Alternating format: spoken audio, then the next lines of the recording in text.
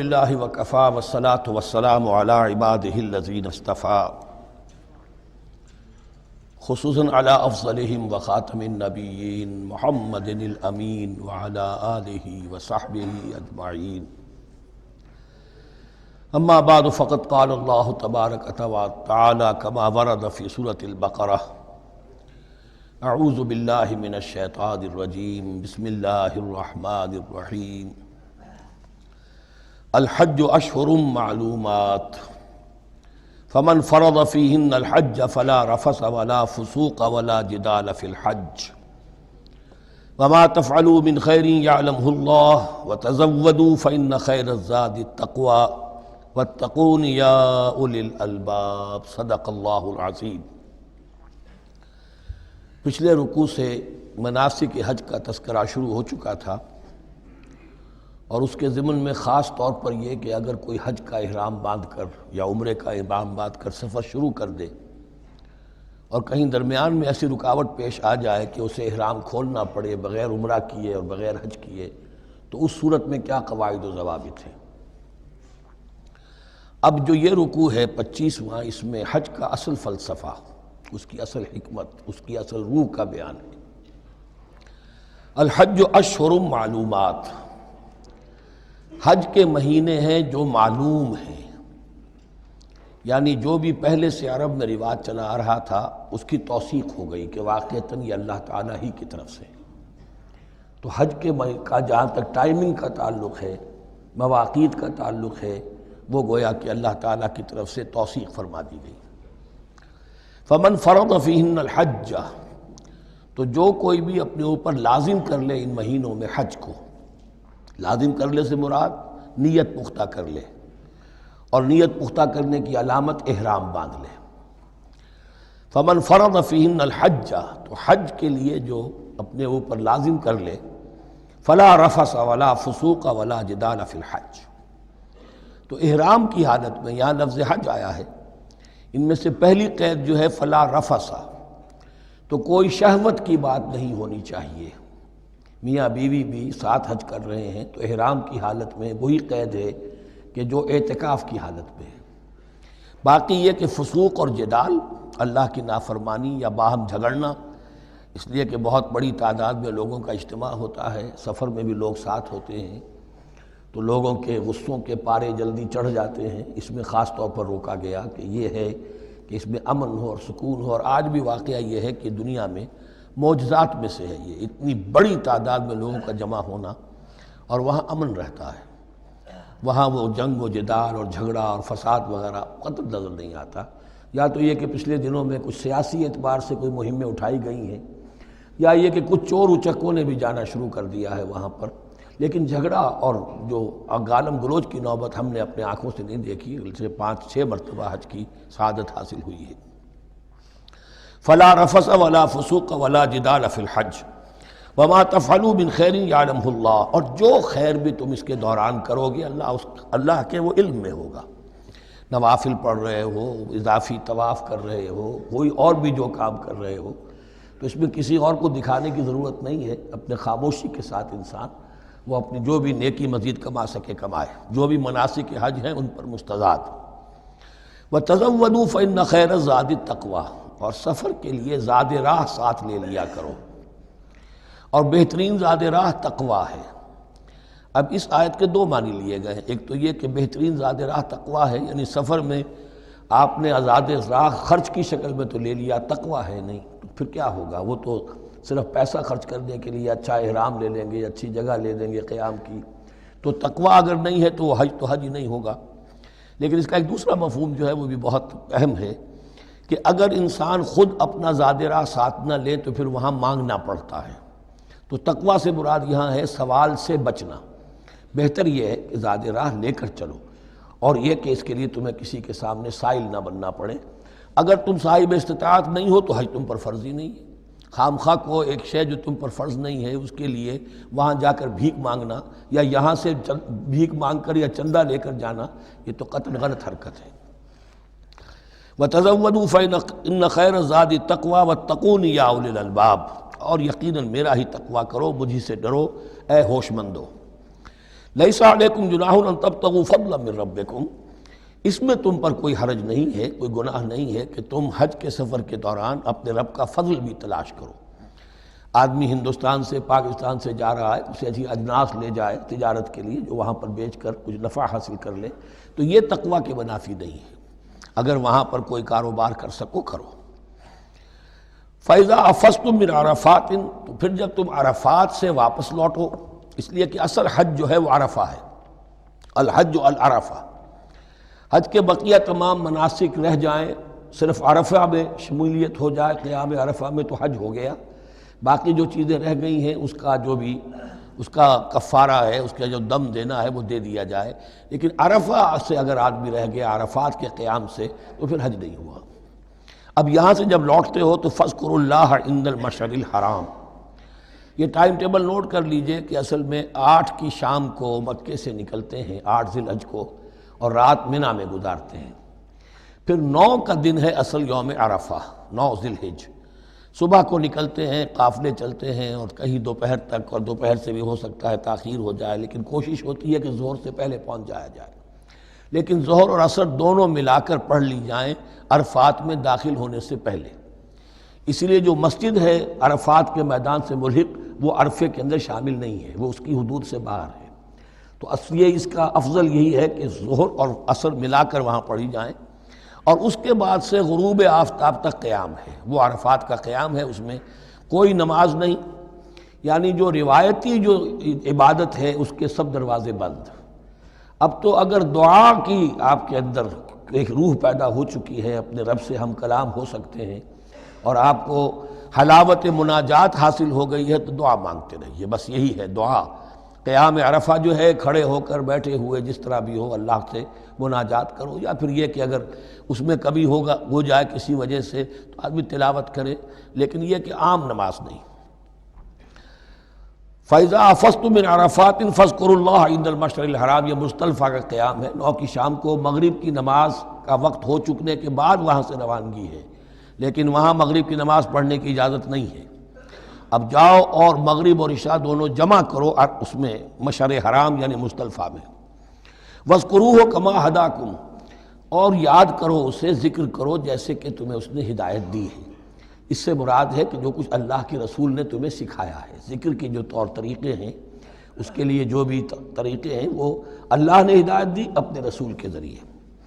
وَإِن كُنتُم مِّن قَبْلِهِ لَمِنَ الضَّالِّينَ، اور یقیناً اس سے پہلے تو تم گمراہ لوگوں میں سے تھے، تمہیں معلوم نہیں تھا، حج کی شکل باقی رہ گئی تھی، اس کی روح ختم ہو گئی تھی، اس کے مناسک میں بھی تم نے رد و بدل کر دیا تھا، وہ آگے آ رہا ہے۔ ثم افیضوا من حیث افاض الناس، پھر پلٹو وہیں سے جہاں سے کہ سب لوگ پلٹتے ہیں۔ قریش نے یہ کہا تھا کہ ہماری خاص حیثیت ہے کہ ہم تو منی ہی میں مقیم رہیں گے، باہر سے آنے والے لوگ عرفات جائیں اور عرفات سے پھر واپس لوٹیں، یہ سارے مناسک ہمارے لیے نہیں ہیں، ہم تو مکے والے ہیں اور ہماری شان یہ ہے کہ ہم عرفات نہیں جائیں گے، منی ہی میں قیام رہے گا۔ یہاں بتایا گیا کہ یہ تم نے غلط بات ایجاد کر لی ہے، ثم افیضوا من حیث افاض الناس، جہاں سے سب لوگ لوٹتے ہیں یعنی میدان عرفہ سے، وہیں سے لوٹیں۔ واستغفر اللہ، اللہ سے استغفار کرتے رہو، ان اللہ غفور رحیم، یقینا اللہ بخشنے والا رحم فرمانے والا ہے۔ فَإِذَا قَضَيْتُم مَّنَاسِكَكُمْ، اور جب تم اپنے یہ مناسک ادا کر لو، پورے کر لو، فاذکروا اللہ کذکرکم آباءکم، تو اب اللہ کا ذکر کرو جیسے کہ تم اپنے آباء و اجداد کا ذکر کرتے رہے ہو، جس شد و مد کے ساتھ۔ وہاں یہ ہو گیا تھا کہ پھر منی میں جب یہ ٹھہرتے تھے تو اپنے آباء و اجداد کے قصیدے بیان کیے جا رہے ہیں، جیسے ہمارے ہاں ہوتا ہے، جو دیہاتی لوگ ہوتے ہیں، راجپوت لوگ ہوتے ہیں، ان کے میراثی ہوتے ہیں، اسی طرح وہاں شعراء ہوتے تھے قبائل کے، وہ ان قبیلوں کی مدح بیان کرتے تھے، ان کے بڑے بزرگوں کی، اسلاف کی جو ہے عظمت بیان کرتے تھے۔ اللہ کا ذکر ختم ہو چکا تھا، فرمایا جس شد و مد کے ساتھ تم اپنے آباء و اجداد کا ذکر کرتے رہے، اب اسی شد و مد کے ساتھ، بلکہ او اشد ذکرا، بلکہ اس سے بھی زیادہ شد و مد کے ساتھ اب اللہ کا ذکر کرو۔ فَمِنَ النَّاسِ مَن يَقُولُ رَبَّنَا آتِنَا فِي الدُّنْيَا وَمَا لَهُ فِي الْآخِرَةِ مِنْ خَلَاقٍ، لوگوں میں سے وہ بھی ہیں جو یہی کہتے رہتے ہیں رب ہمیں دے دے دنیا ہی میں، ایسے لوگوں کے لیے آخرت میں کوئی حصہ نہیں ہے، یعنی وہاں پہنچ کر بھی ساری دعائیں ان کی دنیاوی چیزوں کے لیے ہیں، مال کے لیے، اولاد کے لیے، ترقی کے لیے، اور دنیا کی جو بھی چیزیں ہیں، اپنی کوئی مشکلات ہیں ان کے رفع کرنے کے لیے، چونکہ ان کے دلوں میں دنیا بسی ہوئی ہے۔ اشربوا فی قلوبہم الدنیا، ان کے دلوں میں جیسے بنی اسرائیل کے دلوں میں بچڑے کا تقدس پلا دیا گیا تھا اور محبت، اسی طرح ہمارے دلوں میں دنیا کی محبت ہے، تو وہاں جا کر بھی دنیا ہی کی دعائیں ہیں۔ فَمِنَ النَّاسِ مَن يَقُولُ رَبَّنَا آتِنَا فِي الدُّنْيَا وَمَا لَهُ فِي الْآخِرَةِ مِنْ خَلَاقٍ، ظاہر بات ہے ایسے لوگوں کے لیے پھر آخرت میں کوئی حصہ نہیں ہے۔ وَمِنْهُم مَن يَقُولُ، اور ان میں سے وہ بھی ہیں جو یہ کہتے ہیں ربنا آتنا فی الدنیا حسنۃ وفی الآخرۃ حسنۃ وقنا عذاب النار، پروردگار ہمیں اس دنیا میں بھی خیر عطا فرما اور آخرت کا بھی خیر عطا فرما اور ہمیں بچا لے آگ کے عذاب سے۔ اب دنیا کا خیر جو ہے سب سے بڑا وہ ایمان ہے، ہدایت ہے۔ دنیا کا کوئی خیر نہیں ہے جب تک کہ اس کے ساتھ ہدایت اور ایمان نہ ہو۔ تو سب سے پہلے انسان ایمان طلب کرے، پھر اس کے ساتھ اللہ تعالیٰ دنیا میں کشادگی دے دے، رزق میں بھی کشائش دے دے تو ٹھیک ہے، کوئی بری بات نہیں، اچھی بات ہے۔ لیکن یہ کہ اصل شے کیا ہے؟ ایمان اور استقامت۔ اولئک لہم نصیب مما کسبوا، یہاں یہ لفظ بہت اہم ہے، ان کے لیے حصہ ہوگا اس میں سے جو انہوں نے کمایا۔ محض یہ دعا کرنے سے، یہ دعا جو ہے یہ کافی نہیں ہو جائے گی۔ اول تو یہ نوٹ کر لیجئے، یہی وہ دعا ہے جو یعنی رکن یمانی سے لے کر، جو بھی ہر چکر ہوتا ہے اس کا طواف کا، تو رکن یمانی سے لے کر حجر اسود تک کا جو دورہ ہے، اس میں یہ دعا مانگی جاتی ہے، ربنا آتنا فی الدنیا حسنۃ وفی الآخرۃ حسنۃ وقنا عذاب النار۔ اولئک لہم نصیب مما کسبوا، ان کے لیے حصہ ہے اس میں سے جو انہوں نے کمایا۔ اچھا، اس میں سے جو انہوں نے کمایا، اس میں سے کیوں؟ وہ تو سارا ملنا چاہیے،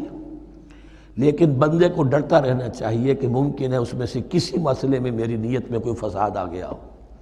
ممکن ہے اس میں سے میرے کسی عمل کے اندر کوئی کمی رہ گئی ہو، کوئی کوتاہی رہ گئی ہو۔ اس لیے یہ نہ سمجھ لے کہ جو بھی کچھ کیا ہے اس کا اجر لازماً ملے گا۔ مما کسبوا، جو انہوں نے کمایا ہے اس میں خلوص ہے، اس میں بے ریائی ہے، اس میں تمام جو بھی اس کے آداب اور شرائط ہیں ملحوظ رکھے گئے ہیں، تو ان کو اس کا حصہ ملے گا۔ واللہ سریع الحساب، اور اللہ تعالیٰ کو حساب چکانے میں دیر نہیں لگتی، بہت جلدی حساب کر لے گا۔ اب تو ہمارے سامنے نقشے موجود ہے، کمپیوٹرز ہیں، کتنی جلدی حساب ہو جاتا ہے، تو اللہ کے ہاں تو پتہ نہیں کیسا سپر کمپیوٹر ہوگا کہ اسے حساب نکالنے میں دیر نہیں لگے گی۔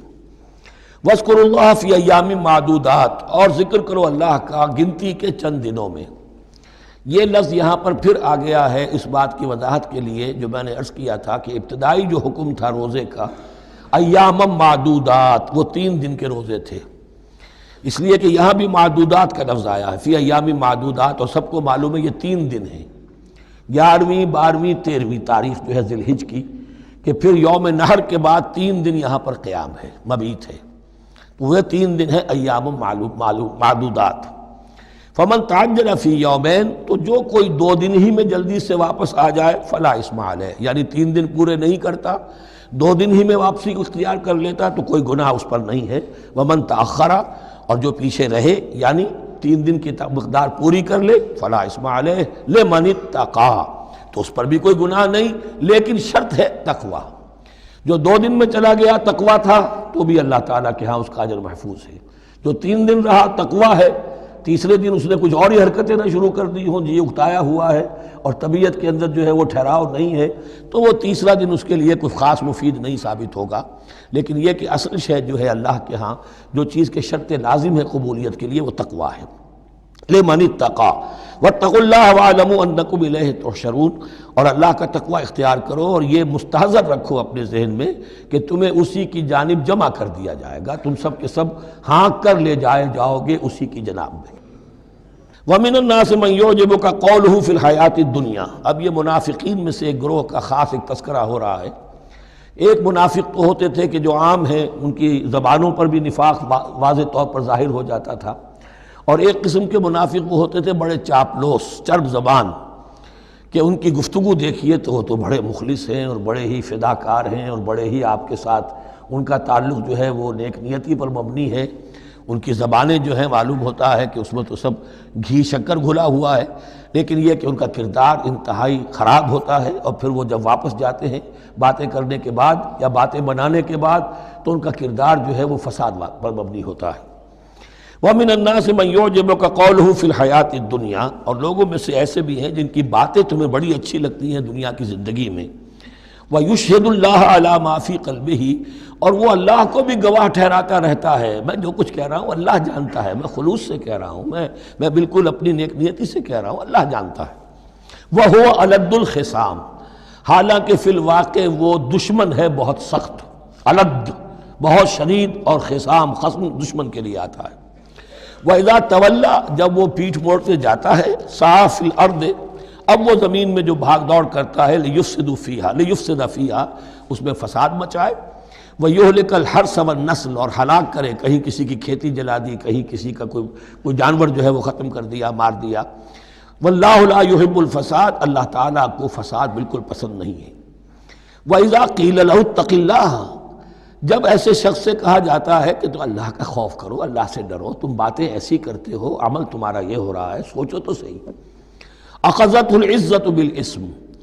تو اس کو اپنی عزت نفس، جھوٹی عزت نفس گناہ پر اور جما دیتی ہے۔ ایک شخص وہ ہوتا ہے جس سے خطا ہو گئی، غلطی ہو گئی، اس نے اپنی خطا تسلیم کر لی تو اصلاح کر لے گا۔ ایک وہ ہے کہ جو کیسے مان لوں میری غلطی ہے، اس کی جھوٹی انا جو ہے اور جو اس کی جھوٹی عزت نفس ہے وہ اسے اور گناہ کے اوپر چپکا دیتی ہے۔ اخذت العزت بالاسم، اس کو اور اس پر جامد کر دیتی ہے۔ فحسبہ جہنم، تو اس کے لیے تو اب کافی ہے جہنم ہی، وَلَبِئْسَ الْمِہَادُ، اور یقیناً وہ بہت برا ٹھکانہ ہے۔ روایات میں آتا ہے کہ ایک شخص خاص تھا، اخنس ابن شریق، اس کا یہ کردار ہے، لیکن یہ تو یوں سمجھیے کہ شان نزول کے اعتبار سے یہ بات ٹھیک ہے، اور یہ کہ تعویل خاص میں اس کو بھی سامنے رکھیں گے، لیکن یہ وہی ہے، کردار ہے، یہ کردار ہر جگہ آپ کو ملے گا۔ اصل میں کردار کو پہچاننا چاہیے اور اس کے حوالے سے اللہ تعالیٰ سے ہدایت طلب کرنی چاہیے کہ اس کردار سے اللہ تعالیٰ ہمیں اپنی حفظ ایمان میں رکھے۔ وَمِنَ النَّاسِ مَن يَشْرِي نَفْسَهُ ابْتِغَاءَ مَرْضَاتِ اللَّهِ، قرآن کا یہ عام اسلوب ہے کہ تقابل ضرور کرتا ہے، فوری تقابل۔ تو اس میں لوگوں میں سے وہ بھی ہیں جو اپنے آپ کو بیچ دیتے ہیں اللہ کی رضا جوئی کے لیے، اپنا تن من دھن، ان صلاتی و نسکی و محیایا و مماتی للہ رب العالمین۔ ومن الناس من یشری نفسہ ابتغاء مرضات اللہ واللہ رؤوف بالعباد، اور اللہ اپنے ایسے بندوں کے حق میں بہت شفیق ہے۔ ظاہر بات ہے جس نے یہ ارادہ کر لیا ہو، نیت کر لی ہو، کبھی ایسے شخص سے بھی کوئی کوتاہی ہو سکتی ہے، حالات ہو سکتے ہیں عارضی سے، کبھی جذبات میں آ کر کوئی غلط قدم اٹھ گیا، اللہ پھر معاف فرمائے گا، بڑی شفقت کے ساتھ معاف فرمائے گا۔ طے کر لے انسان، ایک سیدھا راستہ یہی بن جائے، ان صلاتی و نسکی و محیایا و مماتی للہ رب العالمین، تو پھر یہ ہے کہ کوئی تیز دوڑے گا، کوئی آہستہ چل سکے گا، مختلف صلاحیتوں کے لوگ ہوتے ہیں، اس میں فرق و تفاوت رہے گا، لیکن جس نے یہ عزم کر لیا ہے اللہ تعالیٰ ان کے حق میں بہت شفیق ہے۔ یا ایھا الذین آمنوا ادخلوا فی السلم کافہ، اے اہل ایمان اسلام میں داخل ہو پورے کے پورے۔ یہ گویا کہ وہ بات اب کہی جا رہی ہے کہ جس کا ریورس یا کانورس ہم بنی اسرائیل کے ساتھ جو خطاب تھا اس میں پڑھ چکے ہیں۔ افتؤمنون ببعض الکتاب وتکفرون ببعض، کیا تم ہماری کتاب، ہمارے دین، ہماری شریعت کے ایک حصے کو مانتے ہو اور ایک کو رد کر دیتے ہو؟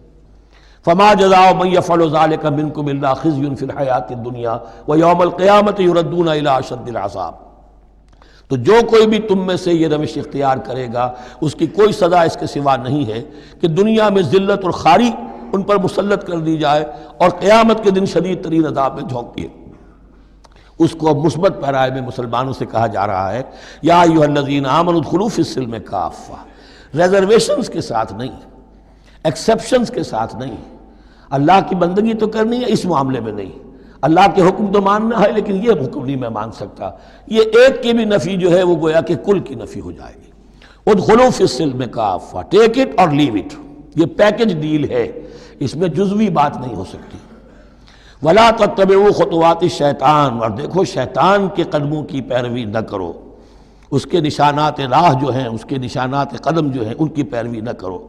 انہ لکم عدو مبین، وہ تو یقیناً تمہارا بڑا کھلا دشمن ہے۔ فإن زللتم من بعد ما جاءتکم البینات، پھر اگر تم پھسل گئے اس کے بعد بھی کہ تمہارے پاس یہ واضح تعلیمات آ چکی ہیں، فَاعْلَمُوا أَنَّ اللَّهَ عَزِيزٌ حَكِيمٌ، تو جان لو کہ اللہ تعالیٰ پھر زبردست ہے۔ اس میں دھمکی کا پہلو آ گیا کہ پھر اللہ کی جو ہے پکڑ سخت ہوگی۔ حکیم بھی ہے، اس کی پکڑ میں بھی حکمت ہے۔ اگر یہ پکڑ نہ ہو تو ظاہر بات ہے کہ پورا نظام جو ہے دین کا وہ پھر بالکل ایک بے منطقی، اگر اللہ کی طرف سے کسی گناہ پر پکڑ ہی نہیں ہے تو پھر یہ آزمائش کیا ہوئی، پھر جزا و سزا کا کیا سوال، پھر جنت اور دوزخ کا کیا معاملہ۔ هل ينظرون الا ان ياتيهم الله في ظلل من الغمام والملائكة وقضي الامر۔ ایک جو نفس انسان کو پٹی پڑھاتا ہے وہ تو یہ ہے کہ دین کا یہ حصہ تو آرام سے کرتے رہو، جو میٹھا وہ ہپ اور جو کڑوا ہے وہ تھو۔ دوسری پٹی یہ پڑھاتا ہے کہ ابھی ذرا یہ ٹھیک ہے، یہ اللہ کا حکم ہے، یہ بھی حکم ہے، دین کا یہ بھی تقاضا ہے، ابھی ذرا ذمہ داریاں ہیں، ابھی ذرا بچوں کے معاملات ہیں، بچے برسر کار ہو جائیں، بچیوں کے ہاتھ پیلے ہو جائیں، میں ذرا ریٹائرمنٹ بھی لے لوں تو پھر یہ مکان بنا لوں، پھر میں اپنے آپ کو دین کے لیے پھر خالص کر لوں گا، دین کے لیے پھر میں وہی کام کروں گا۔ یہ سب سے بڑا دھوکہ ہے، وہ وقت کبھی نہیں آتا۔ اسی لیے فرمائے کس شے کا انتظار کر رہے ہیں؟ هل ينظرون الا ياتيهم الله في ظلل من الغمام، کہ اللہ تعالیٰ آ جائے بادلوں کے سائبانوں میں، والملائکۃ اور فرشتے آ جائیں، وقضی الامر اور پھر فیصلے چکا دیا جائے گا۔ کیا معلوم کب وہ گھڑی آ جائے، یہ مہلت عمر تو اچانک ختم ہو سکتی ہے۔ پوری دنیا کی قیامت بھی جب آئے گی اچانک آئے گی، اور ہر شخص کی ذاتی قیامت تو اس کے سر کے اوپر تلوار کی طرح لٹکی ہوئی ہے کہ من مات فقط قامت قیامتہ، جو مر گیا اس کی قیامت تو آ گئی۔ کیا تمہارے پاس گارنٹی ہے یہ سارے کام کرو گے تب تک زندہ رہو گے اور پھر بھی تمہارے جسم میں کوئی توانائی، کوئی رمق باقی رہ جائے گی کہ دین کا کوئی کام کر سکو؟ تو جان لو تم کس چیز کا انتظار کر رہے ہو سکتا ہے اچانک اللہ کی طرف سے مہلت ختم ہو جائے، سٹاپ رائٹنگ، 3 گھنٹے ہو گئے، بس اب جو لکھ لیا، اب آگے تمہارے پاس مہلت نہیں ہے۔ وَإِلَى اللَّهِ تُرْجَعُ الْأُمُورُ، اور یقیناً تمام معاملات اللہ ہی کی طرف لوٹا دیے جائیں گے۔ سل بنی اسرائیل کم آتیناہم من آیۃ بینہ، اے مسلمانوں پوچھ لو بنی اسرائیل سے ہم نے انہیں کتنی روشن نشانیاں دی،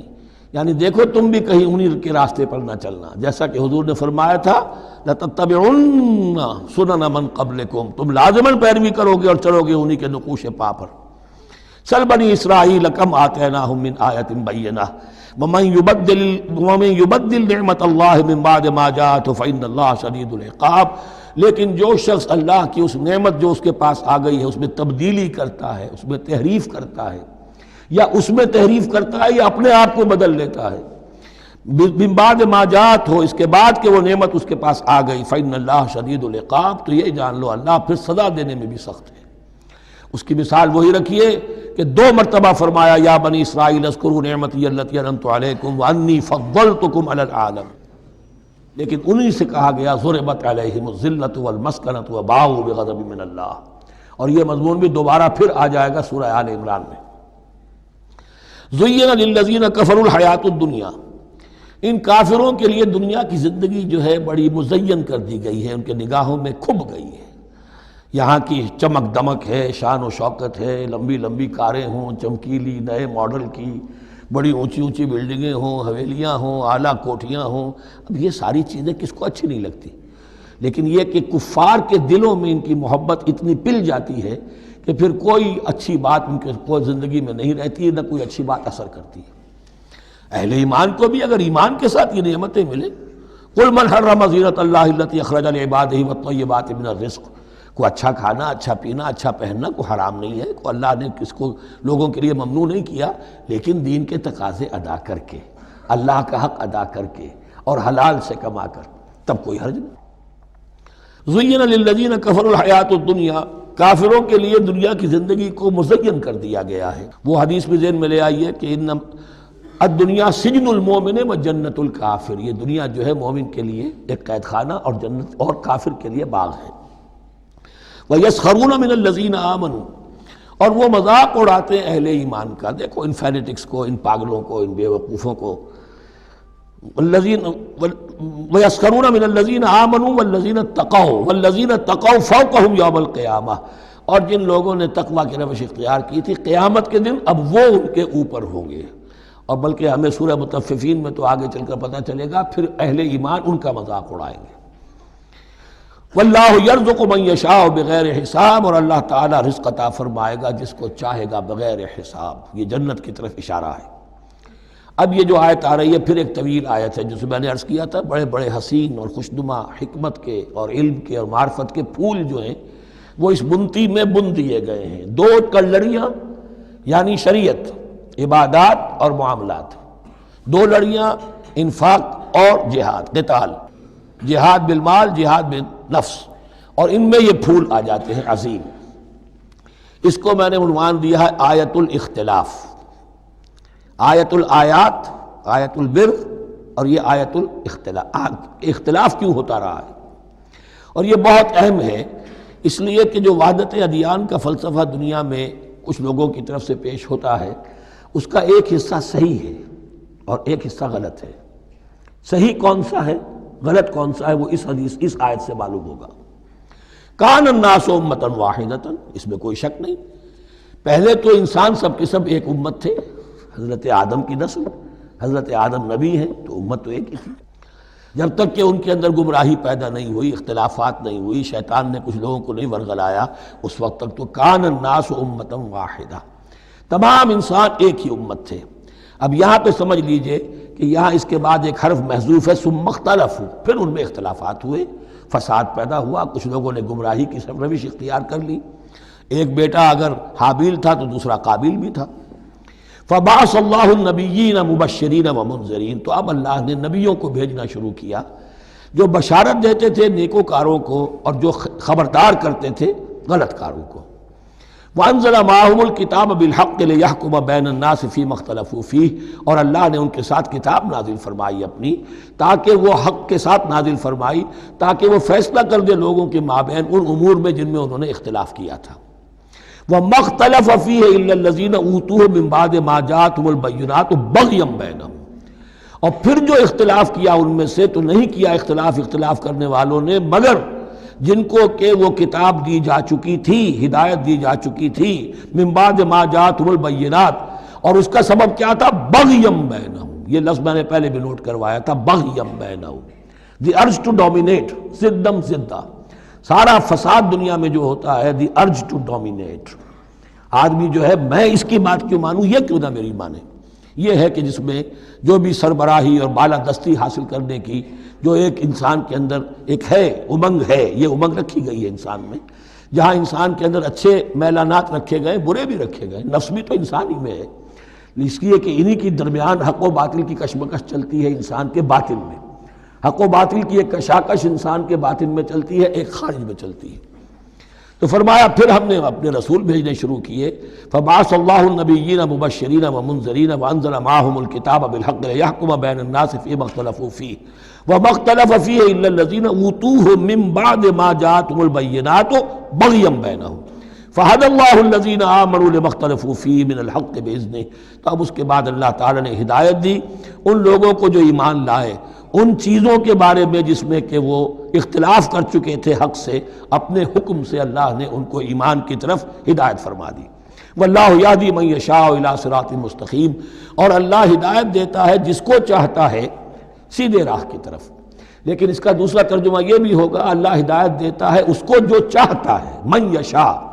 من یشاء میں اللہ کی مشیت بھی ہے اور جو ہدایت کا طالب ہوتا ہے، واللہ یہدی من یشاء، جو چاہتا ہے اس ہدایت کا طالب ہوگا، یہ اللہ کے ذمے ہے، اللہ نے اسے اپنے اوپر ایک ذمہ داری سمجھا ہے کہ اس کو یقیناً ہدایت دے گا۔ والذین جاہدوا فینا لنہدینہم سبلنا، جو ہمارے راستے میں کوششیں کریں گے، حق کی طرف بڑھنا چاہیں گے، ہم لازماً ان کو راستہ دکھائیں گے، اپنے راستوں کی طرف ان کی رہنمائی کریں گے، یہ اللہ نے اپنے ذمے لیا ہے۔ ام حسبتم، اب بڑی سخت آیت آ رہی ہے، یہ بھی بڑی لرزا دینے والی آیت ہے۔ اب دیکھیے صحابہ کرام میں سے ایک بڑی تعداد تھی کہ جو مکے کی سختیاں جھیل کر آئے تھے، مہاجرین، ان کے لیے تو اب جو بھی مراحل آئندہ آنے والے تھے وہ کوئی ایسے ثقیل نہیں تھے، ایسے مشکل نہیں تھے، وہ سختیاں تو وہاں نہیں انہوں نے جھیلنی تھی کہ جو کہ مکے میں مہاجرین نے جھیلی تھی، تو اب ان سے ہے خاص طور پر روئے سخن، اگرچہ خطاب عام ہے، اور یہ قرآن مجید میں عام طور پر آپ کو ملے گا کہ الفاظ عام ہیں، لیکن آپ اگر دیکھیں گے تو روئے سخن کسی خاص طبقے کی طرف ہے، تو یہاں در حقیقت ان کو بتایا جا رہا ہے۔ ام حسبتم ان تدخلوا الجنہ، کیا تم نے یہ سمجھا تھا کہ جنت میں داخل ہو جاؤ گے؟ ولما یاتکم مثل الذین خلوا من قبلکم، حالانکہ ابھی تک تو تمہارے اوپر وہ حالات و واقعات تو وارد ہی نہیں ہوئے جو ان پر ہوئے تھے جو تم سے پہلے تھے۔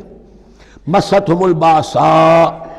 انہیں آ لیا، پہنچی ان کو سختی بھوک کی، والضراء اور تکالیف، وزلزلوا اور وہ ہلا مارے گئے، حتیٰ یقول الرسول والذین آمنوا معہ متی نصر اللہ، یہاں تک کہ پکار اٹھا وقت کا رسول اور جو ان کے ساتھ اہل ایمان تھے، کب آئے گی اللہ کی مدد، الا ان نصر اللہ قریب، اب انہیں یہ خوشخبری دی گئی کہ آگاہ ہو جاؤ اللہ کی مدد قریب ہے۔ یعنی اللہ آزماتا ہے، یہ وہی بات ہے جو اس سے پہلے آ چکی ہے 19ویں رکوع میں بالکل شروع میں، وَلَنَبْلُوَنَّكُمْ بِشَيْءٍ مِّنَ الْخَوْفِ وَالْجُوعِ وَنَقْصٍ مِّنَ الْأَمْوَالِ وَالْأَنفُسِ وَالثَّمَرَاتِ، ہم لازماً آزمائیں گے۔ یہ کوئی پھولوں بھرا راستہ نہیں ہے، پھولوں کی سیج نہیں ہے، حق کا راستہ ہے، یہ کانٹوں بھرا بستر ہے، کانٹوں بھرا راستہ ہے، اس کے لیے ذہناً تیار ہو جاؤ۔ در رہے منزل لیلا کہ خطر ہاست بسے، شرط اول قدمی نفس کے مجنوں باشی، دیکھ سمجھ کر آؤ۔ ام حسبتم ان تدخلوا الجنة ولما يأتكم مثل الذين خلوا من قبلكم مستهم الباساء والضراء وزلزلوا حتى يقول الرسول والذين آمنوا معه متى نصر الله الا ان نصر الله قریب۔ یہ آیت پھر مسلمانوں کو، صحابہ کرام کو سورہ صف میں یہ خوشخبری سنائی گئی جبکہ غزوہ احزاب واقع ہو چکا تھا اور شدید ترین امتحان سے محمد الرسول اللہ اور ان کے صحابہ گزر چکے تھے کامیابی کے ساتھ، تب انہیں خوشخبری دی گئی ہے۔ سورہ صف اس وقت نازل ہوئی ہے، وَأُخْرَىٰ تُحِبُّونَهَا نَصْرٌ مِّنَ اللَّهِ وَفَتْحٌ قَرِیب، اب تمہارے لیے وہ خوشخبری ہے، اے نبی بشر المومنین، اپنے اہل ایمان ساتھیوں کو بشارت دے دیجئے کہ اب وہ وقت آ گیا ہے کہ اللہ کی نصرت کے دروازے کھلتے چلے جائیں گے۔ یسألونک ماذا ینفقون، یہ آپ سے پوچھ رہے ہیں کہ وہ کیا خرچ کریں، جو انفاق کے لیے کہا جا رہا ہے کیا خرچ کریں۔ تو انسان جو بھی بھلائی کے لیے خرچ نکالے اس میں سب سے پہلا حق کن کا ہے؟ قل ما انفقتم من خیر، کہہ دیجئے جو بھی تم خرچ کرو خیر میں سے، دولت میں سے، مال اسباب میں سے، فللوالدین، سب سے پہلا جو حق ہے وہ والدین کا ہے، والاقربین اور رشتہ داروں کا ہے، والیتامى اور یتیموں کا ہے، والمساکین اور محتاجوں کا ہے، وابن السبیل اور مسافر کا ہے، وما تفعلوا من خیر فإن اللہ بہ علیم، اور جو بھی خیر تم کماؤ گے، جو کام بھی اچھا کرو گے، جان لو وہ اللہ کے علم میں ہے۔ یہ ضرورت نہیں ہے کہ دنیا واقف ہو اس سے، تمہیں اگر اجر اللہ سے لینا ہے تو اللہ تو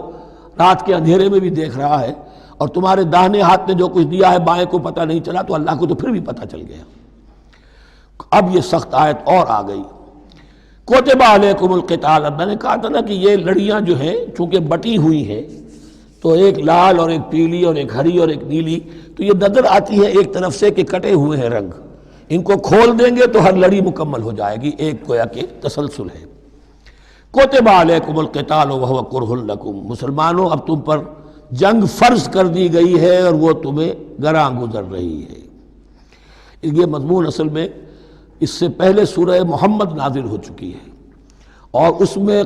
قتال کی فرضیت آ چکی ہے، اس کا نام سورۃ القتال بھی ہے، لہذا اب اس کے حوالے سے کچھ لوگ جو ہیں وہ پریشان ہو رہے تھے، اور میں نے آپ سے عرض کیا تھا منافقین بھی یہی کہتے تھے کہ بھائی صلح جوئی سے کام لو، بس دعوت و تبلیغ کے ذریعے سے لوگوں کو ٹھیک راستے پر لاؤ، یہ جنگ ونگ جو ہے، لڑائی بھڑائی، اس میں تو بہت خرابی ہے، یہ کوئی اچھا کام تو نہیں ہے۔ اب یہاں یہ ہے کہ فرض کیا جا رہا ہے اللہ کی راہ میں جنگ کرنا، تو اس حوالے سے کہا جا رہا ہے، تو اس میں جہاں منافقین کہتے تھے، جن مسلمانوں کا ایمان قدر کمزور تھا وہ منافق تو نہیں تھے، لیکن یہ کہ ایمان اتنا پختہ نہیں تھا، ابھی تازہ ایمان لائے تھے، مدینے کے اندر ابھی وہ ایمان لائے ہیں، ان کی تربیت کے مراحل ابھی گزرے ہی نہیں، تو ان میں سے بھی بعض لوگوں کے دلوں میں اب انقباض پیدا ہو رہا تھا۔ کتب علیکم القتال وہو کرہ لکم، تم پر، اب دیکھیے کتبہ کا لفظ آ گیا ہے،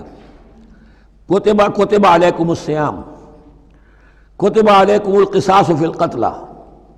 کتب علیکم اذا حضر احدکم الموت ان ترک خیرا الوصیہ، وصیت کا حکم آیا کتبہ، روزے کا حکم آیا کتبہ، اسی طریقے سے فرضیت قتال ہے۔ کتب علیکم القتال وہو کرہ لکم، وہ تمہیں بری لگ رہی ہے، وعسیٰ ان تکرہوا شیئا، اور ہو سکتا ہے کہ تم کسی شے کو ناپسند کرو، وہو خیر لکم، ذرا حالے کہ اسی میں تمہارے لیے خیر ہو، وعسیٰ ان تحبوا شیئا وہو شر لکم، اور ہو سکتا ہے کہ تم کسی چیز کو پسند کرو ذرا حال ہے کہ وہ تمہارے لیے شر ہو۔ واللہ یعلم وانتم لا تعلمون، اللہ جانتا ہے تم نہیں جانتے۔ تم اپنی عقل پر ایمان نہ رکھو، تم اللہ کی وحی پر ایمان رکھو، تم اللہ کے رسول پر ایمان رکھو۔ جس وقت کے لیے جو حکم موضوع تھا اس وقت وہ حکم تھا، کفو ایدیکم، 14 برس تک تمہیں قتال سے منع کیا گیا، اب فرض ہو رہا ہے قتال، اب تمہارے لیے لازم وقت کا جو ہے امر الحال کو پہچانو۔ اللہ تعالی واللہ یعلم وانتم لا تعلمون، یسألونک عن الشہر الحرام قتال فیہ۔ اب جب جنگ کا حکم شروع ہو گیا تو اب وہ پوچھتے تھے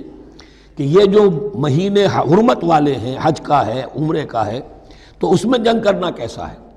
اس لیے کہ سیرت میں یہ واقعہ آتا ہے، وقت نہیں ہے تفصیل سے میں بیان کر سکوں، کہ نخلا کی وادی میں ایک مقابلہ ایسا پیش آ گیا تھا کہ وہ رجب کا مہینے کا بھی دن تھا، اور اس میں ہی کوئی قتال ہو گیا، مسلمانوں کے ہاتھوں ہوا یا مسلمانوں کے اوپر ایسی سچویشن ہو گئی کہ انہیں مجبوراً وہ کام کرنا پڑا۔ اس پر شور اٹھا دیا، دیکھو ان لوگوں کا کیا حال ہے، بنے پھرتے ہیں اللہ والے، رسول والے، دین والے، آخرت والے، اور ان کا حال یہ ہے کہ یہ حرمت والے مہینے کے انہوں نے بٹا لگا دیا، اس میں جنگ کی ہے۔ یہ اصل میں ان حضرات کی طرف سے گویا کہ اللہ تعالیٰ اپنے ان مومن بندوں کی طرف سے خود صفائی پیش کر رہے ہیں۔ یسألونک عن الشہر الحرام قتال فیہ، یہ پوچھتے ہیں آپ سے حرمت والے مہینوں میں قتال کا حکم، قل قتال فیہ کبیر، کہہ دیجئے ہاں حرمت والے مہینے میں جنگ کرنا بہت بڑی بات ہے، یعنی بہت بڑا گناہ ہے، لیکن وَصَدٌّ عَن سَبِيلِ اللَّهِ وَكُفْرٌ بِهِ وَالْمَسْجِدِ الْحَرَامِ وَإِخْرَاجُ أَهْلِهِ مِنْهُ أَكْبَرُ عِندَ اللَّهِ۔ یہ بھی تو دیکھو کہ جن لوگوں نے وہ جرم کیے ہیں کہ جنہوں نے اللہ کے راستے سے روک دیا، اللہ کا کفر کیا، مسجد حرام کے راستے روک دیے مسلمانوں کے لیے، اب یہ نہیں جا سکتے، بیت اللہ میں عبادت نہیں کر سکتے، اخراج اہلہ منہ، اس میں سے لوگوں کو نکلنے پہ مجبور کر دیا مکے کے مسلمانوں کو، اکبر عند اللہ، گناہ تو وہ بھی ہے لیکن یہ کہیں بڑا گناہ ہے اللہ کے نزدیک۔ تو سینس آف پروپورشن ہونا چاہیے کہ کس چیز کے مقابلے میں کس شے کی برائی ہے۔ والفتنۃ اکبر من القتل، یہ پہلے بھی آ چکا ہے، والفتنۃ اشد من القتل، اب آیا والفتنۃ اکبر من القتل۔ فتنہ ہر وہ کیفیت ہے جس میں صاحب ایمان کے لیے ایمان پر قائم رہنا اور اسلام پر عمل کرنا مشکل ہو جائے۔ آج کا پورا معاشرہ فتنہ ہے، اسلام پر عمل کرنا مشکل ہے، بدماشی کے راستے کھلے ہوئے ہیں، حرام خوری کے راستے کھلے ہوئے ہیں، حلال عقل حلال دانتوں پسینہ آئے تو شاید نصیب ہو، شادی کے نکاح کے راستے بند کیے ہوئے ہیں، یہ شرطیں ہیں اور یہ شرطیں ہیں اور یہ شرطیں ہیں اور یہ ہے اور یہ چیزیں لازمی ہیں، اور زنا کے راستے کھلے جائیے۔ جس معاشرے کے اندر جب غلبہ باطل کا ہوگا حق پر چلنا ممکن نہیں رہے گا، وہ جو باطل کا غلبہ ہے وہ سب سے بڑا فتنہ ہے۔ والفتنۃ اکبر من القتل، فتنہ جو ہے بہت بڑی شے ہے قتل کے مقابلے میں۔ ولا یزالون یقاتلونکم حتی یردوکم عن دینکم ان استطاعوا، اور سن لو یہ لوگ تم سے جنگ کرتے رہیں گے یہاں تک کہ لوٹا دیں تمہیں اپنے دین سے، اگر وہ کر سکتے ہوں، وہ تو تلے ہوئے ہیں اس پر کہ تمہیں لوٹا کر لے جائیں گے اپنے دین سے۔ یہاں اشارہ ہو رہا ہے مشرکین مکہ کی طرف، کیونکہ اب یہ تمہید چل رہی ہے سورہ بقرہ کے اندر غزوہ بدر کے لیے، اب اس کے بعد غزوہ بدر ہونے والا ہے، اس کے لیے ذہنی تیاری۔ وَلَا يَزَالُونَ يُقَاتِلُونَكُمْ حَتَّى يَرُدُّوكُمْ عَنْ دِينِكُمْ إِنِ اسْتَطَاعُوا، وہ تو اپنی کوشش کرتے رہیں گے کہ تمہیں تمہارے دین سے پھرا کر لوٹا کر واپس لے جائیں اگر ان میں طاقت ہے۔ وَمَنْ يَرْتَدِدْ مِنْكُمْ عَنْ دِينِهِ، اور سن لو جو بھی کوئی تم میں سے پھر گیا، مرتد ہو گیا اپنے دین سے، فَيَمُتْ، اور اسی حالت میں اس کی موت آ گئی، وَهُوَ كَافِرٌ، کہ وہ کافر ہی تھا، فَأُولَٰئِكَ حَبِطَتْ أَعْمَالُهُمْ فِي الدُّنْيَا وَالْآخِرَةِ، تو یہ وہ لوگ ہوں گے کہ جن کے تمام اعمال دنیا اور آخرت میں حبط ہو گئے۔ پہلے کتنے ہی نیکیاں کی ہوئی تھیں، کتنے ہی نمازیں پڑھی ہوئی تھیں، کتنا ہی جو ہے انفاق کیا تھا، صدقات دیے تھے، کچھ بھی کیا، سب کا سب زیرو ہو جائے گا۔ وَأُولَٰئِكَ أَصْحَابُ النَّارِ هُمْ فِيهَا خَالِدُونَ، اور وہ ہوں گے جہنم والے اور رہیں گے اس میں ہمیشہ ہمیشہ۔ ان الذین آمنوا والذین ہاجروا وجاہدوا فی سبیل اللہ اولئک یرجون رحمت اللہ واللہ غفور رحیم، یقیناً وہی لوگ جو ایمان لائے اور جنہوں نے ہجرت کی اور جہاد کیا اللہ کی راہ میں، یہ وہ لوگ ہیں جو اللہ کی رحمت کے امیدوار ہیں۔ بڑا لطیف طنز ہے ان پر، جا رہے ہیں حرام کے راستے پر، اللہ رحمت فرمائے گا؟ اللہ رحمت نہیں فرماتا،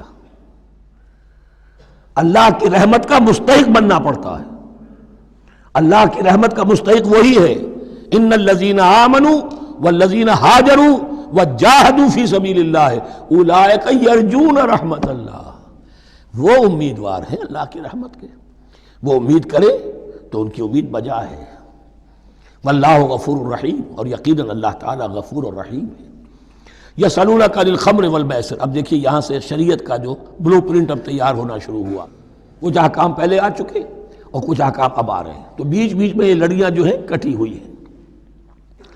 یہ آپ سے پوچھ رہے ہیں نبی صلی اللہ علیہ وسلم شراب اور جوئے کے بارے میں، قل فیہما اسم کبیر، اے نبی ان سے کہہ دیجئے کہ ان دونوں کے اندر بہت بڑے گناہ کی پہلو ہے، ومنافع للناس، اور لوگوں کے لیے کوئی منفعتیں بھی ہیں، واسمہما اکبر من نفعہما، اور ان کا جو گناہ کا پہلو ہے وہ نفع کے پہلو سے بڑا ہے، بس یعنی اشارہ کر دیا کہ چھوڑ دو اس کو، اب تمہاری عقل سلیم کے حوالے معاملہ ہے، حقیقت تم پر کھول دی گئی، یہ ابتدائی حکم ہے لیکن حکم کے پیرائے میں نہیں، بس یہ ہے کہ کچھ فائدے بھی ہیں، وہ تو ہے میں سے غرض نشات ہے کچھ روح سیاہ کو، ایک گونا بے خودی مجھے دن رات چاہیے، اور میں کدے کی راہ سے ہو کر گزر گیا ورنہ سفر حیات کا بے حد طویل تھا۔ یہ حکمت سمجھ لیجئے کہ جوئے میں اور میسر میں کیا چیز مشترک ہے کہ دونوں کو جمع کیا گیا۔ شراب میں بھی انسان حقائق سے اپنے آپ کو منقطع کرتا ہے اور محنت سے جی چراتا ہے، He doesn't want to see the facts،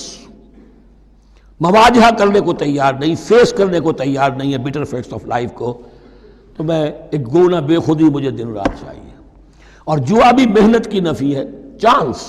داؤ لگاؤ، ایک ہے محنت سے ایک آدمی کما رہا ہے، مشقت کر رہا ہے، کھوکھا ہے یا کوئی چھابڑی لے کے جا رہا ہے یا کچھ اور کام ریڑھی چلا رہا ہے، وہ اپنی کوئی کمائی کر رہا ہے، اور ایک یہ داؤ لگاؤ، داؤ سے کمانا، چانس پر کمانا، یہ بھی محنت کی نفی ہے۔ تو یہ دونوں کے اندر اصل میں علت ایک ہی ہے۔ یسألونک عن الخمر والمیسر قل فیہما اسم کبیر ومنافع للناس واسمہما اکبر من نفعہما ویسألونک ماذا ینفقون قل العفو، اور یہ پوچھتے ہیں کتنا خرچ کریں، انفقوا انفقوا انفقوا وانفقوا فی سبیل اللہ ولا تلقوا بایدیکم الی التہلکہ، یہ آیت پر کل پڑھ چکے ہیں۔ اپنے آپ کو اپنے ہاتھوں ہلاکت میں نہ جھونکو، کتنا خرچ کرے، کچھ ہمیں مقدار بھی بتا دی جائے۔ فرمایا قل العفو، جو بھی تمہاری ضرورت سے زائد ہے۔ اللہ یہ بھی نہیں کرتا کہ اپنی ضرورتوں کو بھی تم پیچھے ڈال دو، نہیں، ضرورتیں اپنی پوری کرو، پھر جو اب تمہارے پاس ہے، اب یہ سمجھیے کہ جو ایک کمیونسٹ فلسفی ہے اس میں بھی ایک اصطلاح سرپلس ویلیو، ایک سرپلس ویلیو یہ ہے عفو، جو تمہاری ضروریات سے زائد ہے، یہ سرپلس ویلیو ہے، یہ اللہ کی راہ میں دے دو۔ اس کو بچا کر رکھنا جو ہے اللہ پر آپ بے اعتمادی کا اظہار کر رہے ہیں کہ اللہ کل نہیں دے گا مجھے، میں بچا کے رکھوں۔ یسألونک ماذا ینفقون قل العفو، لیکن اس میں یہ ہے کہ ضرورتیں کتنی ہیں، کیا ہے، اس کا کوئی پیمانہ مقرر نہیں کیا۔ یہ ہے باطنی روح جس کے اندر اللہ کی محبت اور آخرت کا ایمان بڑھتا جائے گا، وہ اتنا ہی اپنی بیلٹ ٹائٹ کرے گا، اپنی ضرورتیں کم کرے گا، اپنے معیار زندگی کو پست کرے گا، اور زیادہ سے زیادہ جو ہے وہ اللہ کی راہ میں دے گا۔ لیکن اصول یہ ہے کہ ہر شخص یہ دیکھے کہ جو میری ضرورت سے زائد ہے اسے میں ریٹین نہ کروں، اسے میں دے دوں۔ اس انفاق پر پورے 2 رکوع آگے آنے والے ہیں سورہ مبارکہ میں۔ کذالک یبین اللہ لکم الآیات لعلکم تتفکرون، اسی طرح اللہ تعالیٰ اپنی آیات تمہارے لیے واضح کر رہا ہے تاکہ تم تفکر کرو، غور کرو، فی الدنیا والآخرہ، تمہارا یہ غور دنیا کے بارے میں بھی ہونا چاہیے، آخرت کے بارے میں۔ دنیا میں بھی اسلام رہبانیت نہیں سکھاتا، نہ کھاؤ نہ پیو، چلے کشی کرو، چلے جاؤ جنگلوں میں، نہیں۔ اسلام متمدن زندگی کی تعلیم دیتا ہے، گھر گھرستی ہے، شادی کرو، بیوی بچوں والے رہو، ان کے بھی حقوق کو ادا کرو، ان کا بھی پیٹ تمہیں پالنا ہے، تو تفکر فی الدنیا والآخرہ، آخرہ کے لیے۔ لیکن یہ کہ اس میں ریشو پروپورشن رہنی چاہیے، دنیا کی کتنی قدر و قیمت ہے، آخرت کی کتنی قدر و قیمت ہے، اس کو جان لو۔ اسی کے حساب سے ایلوکیشن اگر نہیں ہے تو پھر یہ کہ سینس آف پروپورشن اگر غلط ہو گیا تو ظاہر بات ہے کہ پھر ہر چیز تل پٹ ہو جائے گی۔ ایک دوا کے نسخے میں کوئی چیز زائد تھی کوئی کم تھی، آپ نے جو کم تھی اسے زیادہ کر دیا، جو زائد تھی کم کر دیا، تو اب ہو سکتا ہے کہ یہ نسخہ شفا نہ رہے، نسخہ ہلاکت بن جائے۔ وَيَسْأَلُونَكَ عَنِ الْيَتَامَىٰ، اور یہ آپ سے پوچھ رہے ہیں یتیموں کے بارے میں، قُلْ إِصْلَاحٌ لَهُمْ خَيْرٌ، اے نبی ان سے کہہ دیجئے ان کے لیے ان کی مصلحت کو پیش نظر رکھنا یہ ہے کہ جو بہتر ہے، نیکی ہے، بھلائی ہے۔ اصل میں سورہ بنی اسرائیل کی آیت جو ہے وہ لوگوں کے سامنے تھی، وَلَا تَقْرَبُوا مَالَ الْيَتِيمِ إِلَّا بِالَّتِي هِيَ أَحْسَنُ، مال یتیم کے قریب تک نہ بھٹکو، یعنی گڑبڑ کر لو گے اپنے اموال میں، اس میں سے یہ ہے کہ ہو سکتا ہے کہ تمہارا ان کا کوئی مال تمہارے پیٹ میں چلا جائے، ہانڈی مشترک ہے، اب اس میں ظاہر بات ہے یتیم نے بھی کھانا ہے، تم نے بھی کھانا ہے، اچھی اچھی بوٹیاں تم نے کھا لی ہیں اور یتیم کے لیے جو ہے خرچہ تو پورا ڈال دیا، لیکن یہ کہ اس کے لیے بیچارے کے لیے چھچڑے چھوڑ دیے۔ تو یہ چیز روکنے کے لیے کہا گیا تھا مکی صورتوں میں وَلَا تَقْرَبُوا مَالَ الْيَتِيمِ إِلَّا بِالَّتِي أَحْسَنُ۔ اب صحابہ کے لیے تو یہ چیزیں ایسی تھیں کہ اشارہ ذرا سا ہو گیا اور انہوں نے اس پر عمل کیا، انہوں نے ہڈیاں علیحدہ کر دی تاکہ ان کا خرچہ بالکل علیحدہ رہے۔ اب اس میں تکلیف ہو رہی تھی، ایک گھر کے اندر ہی ایک یتیم ہے، اس کا خرچہ اس کے مال میں سے نکالا جا رہا ہے۔ فرمایا کہ یہ مقصد نہیں تھا، مقصد یہ تھا کہ تم ان کے مال ہڑپ نہ کر جاؤ۔ قُلْ إِصْلَاحٌ لَهُمْ خَيْرٌ، قُلْ إِصْلَاحٌ لَهُمْ خَيْرٌ، ان کے لیے اصلاح کرنا بھلائی کا ہے۔ وَإِن تُخَالِطُوهُمْ فَإِخْوَانُكُمْ، اگر تم اپنے ساتھ ان کو ملائے رکھو تو وہ تمہارے بھائی ہیں۔ وَاللَّهُ يَعْلَمُ الْمُفْسِدَ مِنَ الْمُصْلِحِ، اللہ جانتا ہے مفسد کو بھی مصلح کو بھی، وہ جانتا ہے کہ یہ آدمی گڑبڑ کر رہا ہے، یہ ہڈیاں علیحدہ کر کے بھی گڑبڑ کر سکتا ہے، اور یہ وہ شخص ہے کہ جو ہڈیاں مشترک کر کے بھی حق پر رہ سکتا ہے۔ وَلَوْ شَاءَ اللَّهُ لَعَنَتَكُمْ، اگر اللہ چاہتا تو تمہیں سختی میں ڈالے ہی رکھتا، تم پر مشقت جو ہے یہ کیے رکھتا۔ ان اللہ عزیز الحکیم، یقیناً اللہ زبردست ہے، حکمت والا ہے۔ ایک طرف وہ سختی بھی کرتا ہے، زبردست ہے، لیکن وہ اس کے ہر حکم کے اندر حکمت بھی ہے، اور جہاں حکمت نرمی کی متقاضی ہوتی ہے وہاں وہ رعایت بھی دیتا ہے۔ وَلَا تَنكِحُوا الْمُشْرِكَاتِ حَتَّىٰ يُؤْمِنَّ، اور مشرک عورتوں سے نکاح نہ کرو جب تک کہ وہ ایمان نہ لے آئیں۔ وَلَأَمَةٌ مُؤْمِنَةٌ خَيْرٌ مِّن مُشْرِكَةٍ وَلَوْ أَعْجَبَتْكُمْ، ایک مومنہ خواہ وہ لونڈی ہو وہ بہتر ہے ایک مشرکہ سے خواہ وہ آزاد عورت ہو۔ وَلَوْ أَعْجَبَتْكُمْ، اور مزید یہ کہ وہ تمہیں اچھی بھی لگتی ہو۔ وَلَا تُنكِحُوا الْمُشْرِكِينَ، اور نہ اپنی عورتوں کا نکاح کرو، نکاح میں دو اپنی عورتوں کو، اپنی بیٹیوں کو مشرکوں کے، حتیٰ یؤمنوا، جب تک کہ وہ ایمان نہ لے آئیں۔ وَلَعَبْدٌ مُّؤْمِنٌ خَيْرٌ مِّن مُشْرِكٍ وَلَوْ أَعْجَبَكُمْ، مسلمان اگر غلام ہے تو وہ بھی بہتر سمجھو مشرک سے جو آزاد ہے اور وہ تمہیں پسند بھی ہے، مالدار بھی ہے یا اور بھی ہے، اس کے اندر دوسرے پہلو بھی ہیں۔ اولئک یدعون الی النار، دیکھو وہ جو ہے وہ پکار رہے ہیں، آگ کی طرف بلا رہے ہیں، تمہیں بھی لے جائیں گے، تمہاری اولاد کو بھی لے جائیں گے۔ واللہ یدعو الی الجنۃ والمغفرۃ باذنہ، اللہ تمہیں بلا رہا ہے جنت کی طرف اور مغفرت کی طرف اپنے حکم سے۔ وَيُبَيِّنُ آیاتہ للناس لعلہم یتذکرون، اور اللہ اپنی آیات واضح کر رہا ہے لوگوں کے لیے تاکہ وہ نصیحت اخذ کریں۔ وَيَسْأَلُونَكَ عَنِ الْمَحِيضِ، اور وہ عورتوں کے ایام ماہواری کے بارے میں آپ سے سوال کر رہے ہیں۔ قُلْ هُوَ أَذًى، کہہ دیجئے وہ ایک ناپاکی بھی ہے اور ایک تکلیف کا مسئلہ بھی ہے۔ فَاعْتَزِلُوا النِّسَاءَ فِي الْمَحِيضِ، تو حیض کی حالت میں اگر تمہاری بیویاں ہوں تو ان سے علیحدہ رہو، مقاربت نہ کرو۔ وَلَا تَقْرَبُوهُنَّ حَتَّىٰ يَطْهُرْنَ، اور ان سے مقاربت نہ کرو یہاں تک کہ وہ پاک ہو جائیں۔ فَإِذَا تَطَهَّرْنَ، اور جب وہ خوب پاک ہو جائیں، فَأْتُوهُنَّ مِنْ حَيْثُ أَمَرَكُمُ اللَّهُ، تو اب ان کی طرف جاؤ، جو بھی تمہیں تعلق قائم کرنا ہے کرو، جہاں سے کہ تمہارے رب نے تمہیں حکم دیا، اللہ نے حکم دیا ہے۔ یہ اللہ کا حکم کیا ہے؟ یہ ہے امر طبیعی، ہر انسان جانتا ہے، ہر حیوان کو معلوم ہے، وہ طبیعی شے ہے۔ لیکن یہ کہ اب عورتوں کے ساتھ بھی اگر انسان جو ہے وہ لواطت کا فعل شروع کر دے، قوم عمل لوط، تو ظاہر بات ہے کہ عمل قوم لوط تو وہ چیز جو ہے غلط ہے، وہ حرام ہے۔ یہ تو اللہ تعالیٰ نے جو بھی تمہاری فطرت میں ڈالا ہے راستہ، وہ در حقیقت من حیث امرکم اللہ، ان اللہ یحب التوابین ویحب المتطہرین، یقیناً اللہ محبت کرتا ہے بہت توبہ کرنے والوں سے اور بہت پاک بازی اختیار کرنے والوں سے، ان ناپاک چیزوں سے دور رہنے میں۔ نساؤکم حرث لکم، تمہاری بیویاں تمہارے لیے کھیتیوں کے مانند ہیں، جیسے کھیت میں بوتے ہو، فصل کاٹتے ہو، بیویوں کے ذریعے سے اللہ تعالیٰ تمہیں اولاد عطا کرتا ہے۔ فاتو حرثکم انا شئتم، تو جو بھی کھیتی والی جگہ ہے ادھر تم جاؤ جدھر سے چاہو، یعنی اس میں یہ ہے کہ کوئی رکاوٹ نہیں ہے، وہ داہنی طرف سے بائیں طرف سے جدھر سے بھی ہو، لیکن ہو وہ فرج کے اندر، وہ مقد کے اندر معاملہ نہ ہو۔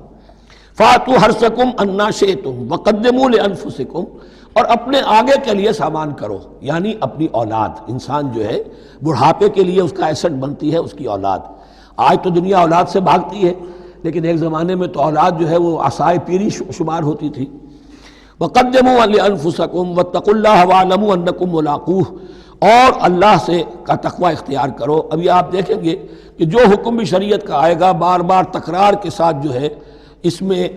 جو تقوی کا ذکر بار بار آئے گا کہ ایک قانون ہے، اس کی قانونیت ہے، ایک ہے تقوی. قانون کی لاکھ پیروی کی جا رہی ہے، تقوی نہ ہو تو وہ قانون جو ہے وہ مذاق بن جائے گا، تماشا بن جائے گا. اس کے بعد مثالیں آئیں گی ابھی. وَاتَّقُوا اللَّهَ وَاعْلَمُوا أَنَّكُمْ مُلَاقُوهُ،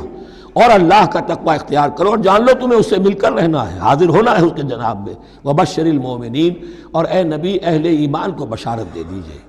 وَلَا تَجْعَلُوا اللَّهَ عُرْضَةً لِأَيْمَانِكُمْ، ایک اور حکم آ گیا. اللہ تعالیٰ کا نام جو ہے وہ تختہ مشق نہ بنا لو اپنی قسموں کے لیے. قسم کھا بیٹھا میں تو اللہ کی قسم کھا بیٹھا ہوں، اب یہ قسم کھا بیٹھا اس لیے میں یہ کام نہیں کر سکتا. چاہے وہ نیکی کا کام تھا، کسی وقت غصے میں آدمی آ کر قسم کھا بیٹھتا ہے. حضرت ابو بکر صدیق نے بھی قسم کھا لی تھی. مستح ان کا ایک ایسا تھا مسلمان غریب کہ جس کی وہ مدد کیا کرتے تھے، لیکن مستح بھی جب حضرت عائشہ پر تہمت میں ملوث ہو گیا تو حضرت ابو بکر نے قسم کھا لی کہ یہ بدبخت جس کی میں سرپرستی کرتا رہا یہ بھی میری بیٹی پر تہمت لگانے میں شامل ہو گیا، اب میں اس کی کبھی مدد نہیں کروں گا. یہ سورہ نور میں آئے گا. ان سے کہا گیا نہیں ایسا نہ کرو، تم اپنے نیکی کے دروازے کو کیوں بند کرتے ہو؟ قسم کھا لی، قسم کو کھول دو، کفارہ دے. وَلَا تَجْعَلُوا اللَّهَ عُرْضَةً لِأَيْمَانِكُمْ أَن تَبَرُّوا وَتَتَّقُوا، نیکی کا کام کرنے سے، تقوی کے کام سے رکنے کے لیے قسم کھا لینا. وَتُصْلِحُوا بَيْنَ النَّاسِ، اور اس سے کہ لوگوں کے مابین مصالحت کرو. اب آپ نے کسی دو بھائیوں کے درمیان جھگڑا تھا، مصالحت کی کوشش کی، آپ کی بات نہیں مانی گئی، اب اللہ کی قسم ہے صاحب اب میں آپ کے معاملے میں دخل نہیں دوں گا، اب میں تو قسم کھا بیٹھا. نہیں بھائی، اصلاح بین الناس جو ہے، اصلاح ذات البین، یہ کرتے رہو. اور ایسی قسم کھائی ہے اس کا کفارہ دے دو. واللہ سمیع علیم، اور اللہ تعالیٰ سننے والا اور جاننے والا ہے. لا یؤاخذکم اللہ باللغو فی ایمانکم، اللہ تعالیٰ مؤاخذہ نہیں کرے گا تم سے جو تم بغیر مقصد کے، بغیر عزم اور ارادے کے قسم کھا بیٹھتے ہو. یہ عربوں کا رواج ہے، واللہ باللہ کے بغیر ان کا کوئی جملہ شروع ہی نہیں ہوتا. تو یہ در حقیقت قسم کھانے کا ان کی اس وقت نیت نہیں ہوتی، بلکہ یہ ان کا ایک جس کو ہم کہتے ہیں تقیہ کلام ہے، ان کا ایک اسلوب ہے گفتگو کا، واللہ باللہ. تو اس پر مؤاخذہ نہیں ہے. وَلَٰكِن يُؤَاخِذُكُم بِمَا كَسَبَتْ قُلُوبُكُم، ہاں جو تم نے ارادہ کر کے، تمہارے دلی ارادے کے ساتھ جو تم نے قسم کھائی ہے،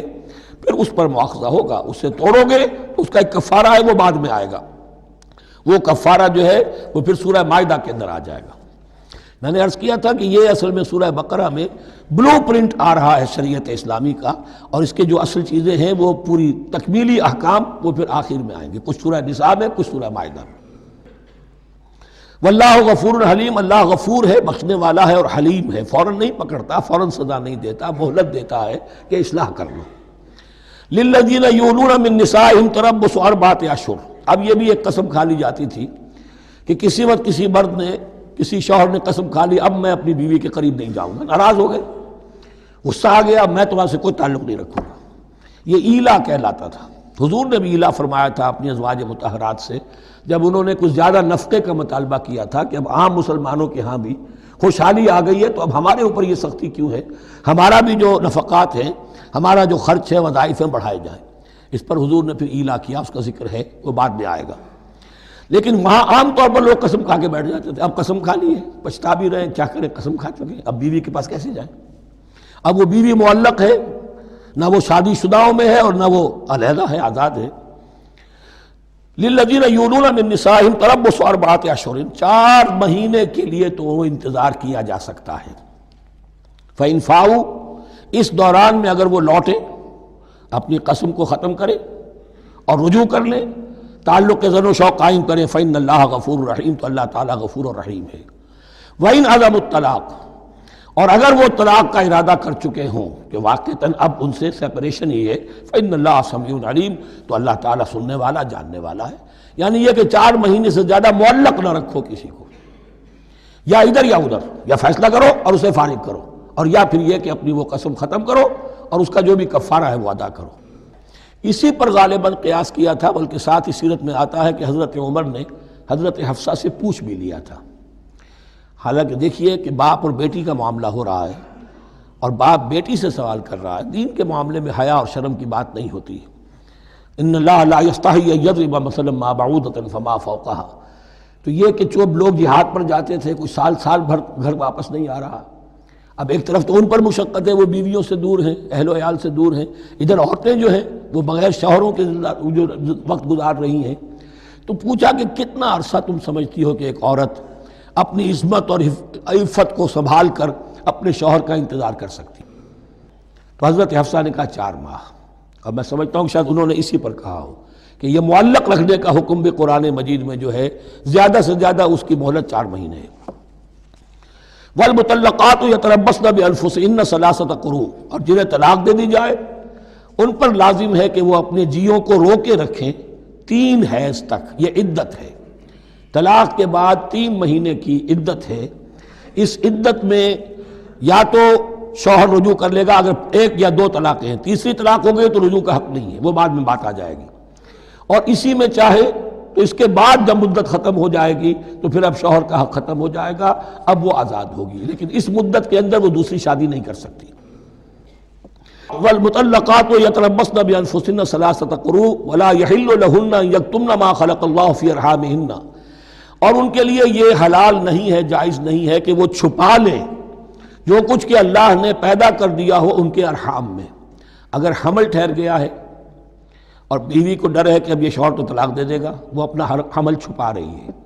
تاکہ پتہ ہی نہ چلے اس کو، کیونکہ وہ چاہے گی کہ بچہ میرے پاس رہے، بچہ بچی جو بھی ہو۔ ظاہر بات ہے کہ بچہ اور بچی جو ہے وہ ماں کے لیے تو جگر گوشہ ہے، اس کے جسم کا ٹکڑا ہے، اس کے جسم کا لوتھڑا ہے، تو وہ چھپانے کی ٹینڈنسی ہوتی ہے کہ وہ جھگڑا ہی نہ اٹھے۔ ولا يحل لهن ان يكتمن، ان کے لیے جائز نہیں ہے کہ وہ چھپائیں ما خلق اللہ فی ارحامہن، جو کچھ کہ پیدا کر دیا ہے اللہ نے ان کے رحموں میں۔ ان کن یؤمن باللہ والیوم الآخر، اگر وہ فی الواقع ایمان رکھنے والی ہے اللہ پر اور یوم آخر پر۔ وبعولتہن احق بردہن فی ذلک ان ارادوا اصلاحا، اور یہ جو عدت کی مدت ہے اس میں ان کے شوہروں کو حق حاصل ہے، زیادہ حقدار ہیں کہ انہیں لوٹا لیں، اسے رجعت کہتے ہیں، رجوع کیا جا سکتا ہے عدت کے اندر لیکن تیسری طلاق کے بعد نہیں۔ پہلی طلاق، دوسری طلاق، اس کے بعد دونوں میں جو عدت ہوگی اس میں رجوع کر سکتا ہے شوہر، اس کا اختیار ہے۔ بیوی کو نہ کہنے کا اختیار نہیں ہے کہ اب تم طلاق دے چکے ہو، اب میں تمہاری بات ماننے کو تیار نہیں ہوں، اس کا اسے حق نہیں ہے۔ اسے پھر وہ مرد کا جو حق ہے وَبَعُولَتُهُنَّ أَحَقُّ بِرَدِّهِنَّ، وہ زیادہ حقدار ہے کہ انہیں لوٹا لے، فی ذالک، اس مدت کے اندر ان ارادوا اصلاحا، اگر وہ واقعتاً اصلاح ہی چاہتے ہیں۔ وَلَهُنَّ مِثْلُ الَّذِي عَلَيْهِنَّ بِالْمَعْرُوفِ، اور ان کے لیے حقوق ہیں جو کہ مناسبت سے ہیں ان کی ذمہ داریوں کے۔ وَلِلرِّجَالِ عَلَيْهِنَّ دَرَجَةٌ، اور مردوں کو ان پر ایک درجہ فوقیت کا، ایک درجہ فضیلت کا، ایک درجہ حقوق کا حاصل ہے۔ واللہ عزیز الحکیم، اور اللہ تعالی زبردست ہے اور حکمت والا ہے۔ یہ آیت اصل میں اس زمانے میں بہت مس انٹرپریٹ ہوئی ہے اور بعض مترجمین نے بھی ترجمہ غلط کیا ہے، یعنی اس کا یہ ترجمہ کرنا لہن مثل الذی علیہن، ان کے بھی حقوق مردوں پر ویسے ہی ہیں جیسے مردوں کے حقوق ہیں ان پر، تو یہ تو مساوات ہو گئی، اور مساوات جو اسلامی شریعت میں مرد اور عورت کے درمیان، شوہر اور بیوی کے درمیان نہیں ہے۔ مراد کیا ہے؟ لام اور اعلیٰ کا جو استعمال ہوتا ہے عربی میں، لام کسی کے حق کے لیے اور اعلیٰ کسی کی ذمہ داری کے لیے۔ لہن، ان کے لیے حقوق ہیں، مثل الذی علیہن، جیسے کہ ان پر ذمہ داریاں ہیں۔ اللہ تعالیٰ نے جیسے ذمہ داری مرد پر ڈالی ہے ویسے حقوق اس کو دیے ہیں، جیسی ذمہ داری عورت پر ڈالی ہے اس کی مناسبت سے کورسپونڈنگلی پروپورشنیٹ جو ہے اس کو بھی حق دے دیے ہیں۔ اور اس بات کو کھول دیا، مساوات کہاں سے آئے گی؟ جب کہہ دیا وَلِلرِّجَالِ عَلَيْهِنَّ دَرَجَةٌ، اور مردوں کو ان پر ایک درجہ حاصل ہے، فوقیت کا درجہ حاصل ہے۔ واللہ عزیز الحکیم، اب یہ تمہیں پسند ہو تب بھی اور ناپسند ہو تب بھی اللہ تعالیٰ عزیز ہے، حکیم ہے، وہ سب کچھ جاننے والا ہے، اور وہ زبردست ہے، جو چاہے حکم دے، اور حکیم ہے، حکمت والا ہے، اس کا حکم حکمت پر مبنی ہے۔ بارک اللہ لی ولکم فی القرآن العظیم ونفعنی وإیاکم بالآیات والذکر الحکیم۔